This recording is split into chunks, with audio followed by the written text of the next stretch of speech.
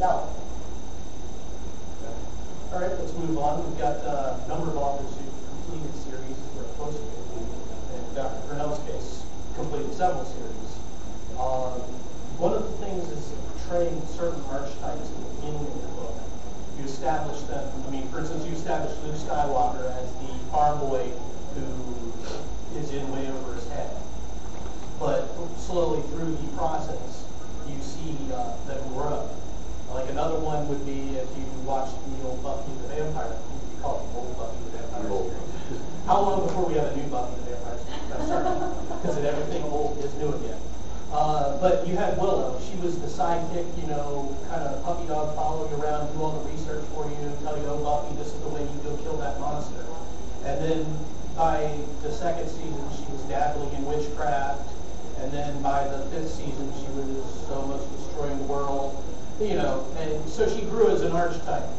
And I wanted to ask the authors how they watched their characters grow. Did they all grow according to the plan, or did all of a sudden someone deviate off the path and take you down a road you hadn't even imagined when you started putting pen or starting your first keystrokes?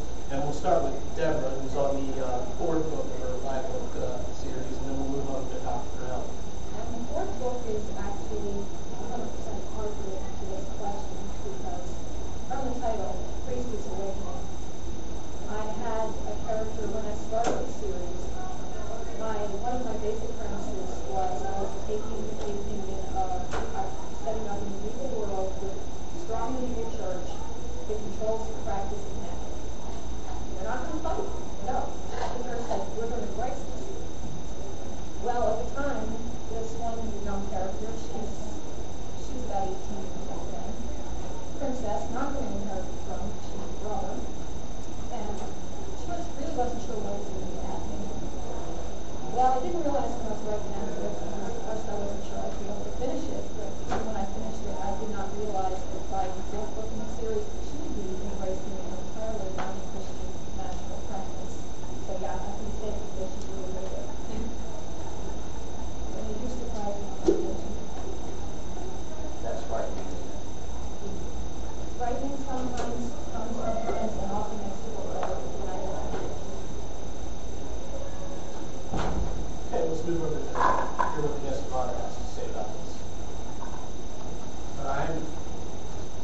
I'm confused about the subject because I've been in this game for a long time. But even back in the so-called golden age of science fiction, when the science fiction niche market, you can't really, very few people make a living at it unless they can break out a category and do something else. It's a great number. When I was president of SFWA, we tried to make a list of how many authors made a living in science fiction out of the hundreds of members of the Science Fiction Writers of America. And I think we came up with 20.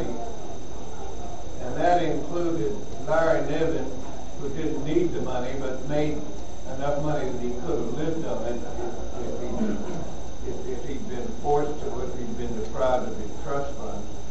And Isaac Asimov, who hadn't written any science fiction in 10 years in 1975, and who was essentially making his living from writing columns and nonfiction books and that sort of thing. So there were not many. Now, I guess that number might be up to 100 now.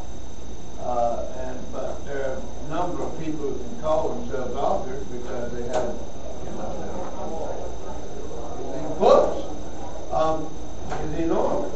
And the reason for it is the technology is, I don't think this ever happened before. The technology has got to the point where,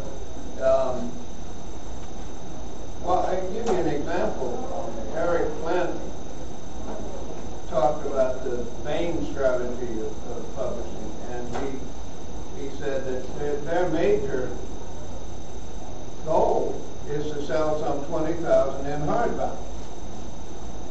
they can make money out of paperback rights, that's fine. If they can make some money out of the ebook rights, that's fine. But basically their goal is something like 20 to 25,000 in hardbound, and they have this promotion system that kind of does that. And that's the intent.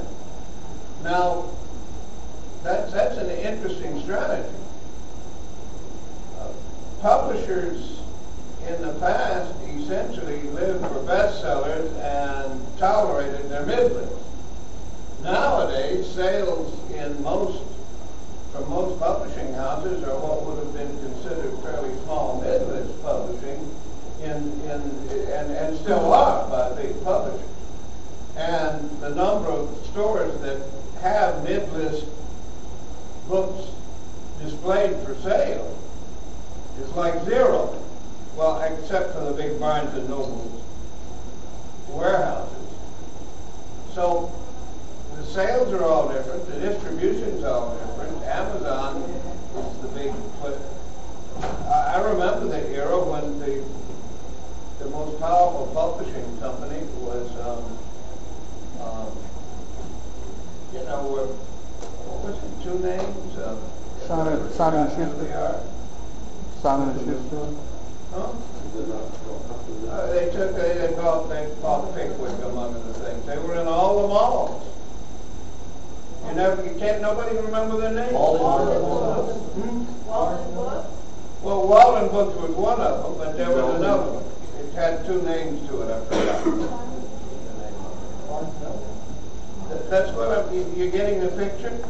This is a major distributing company, the major bookstore chain. They were the people who dictated to the publishers what they were going to buy and thus what was going to get published.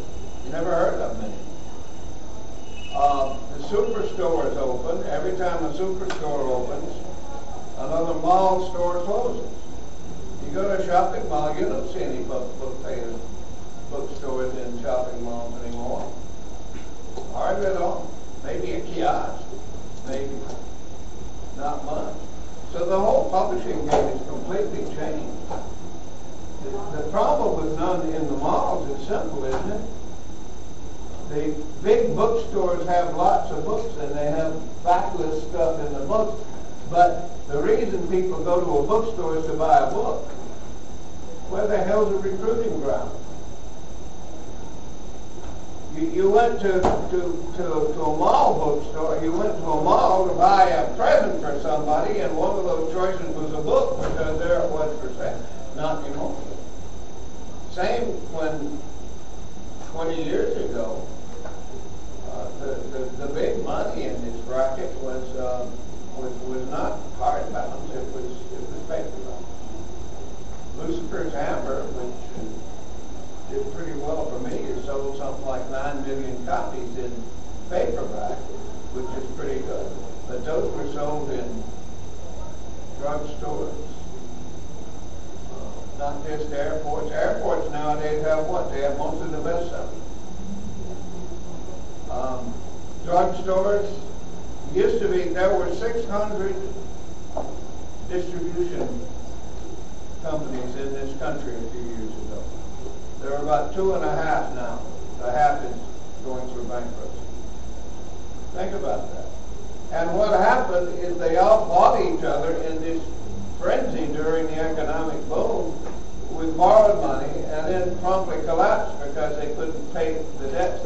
And their whole point in life was to try to get control of the distribution so they could put the squeeze on the publishers to get more money out of it. The whole publishing industry is changed. Nobody knows whether paperbacks are going to sell another 2 million copies. I got $1 million advance for a book once. There's nothing like that out there now for almost anybody, unless you're a big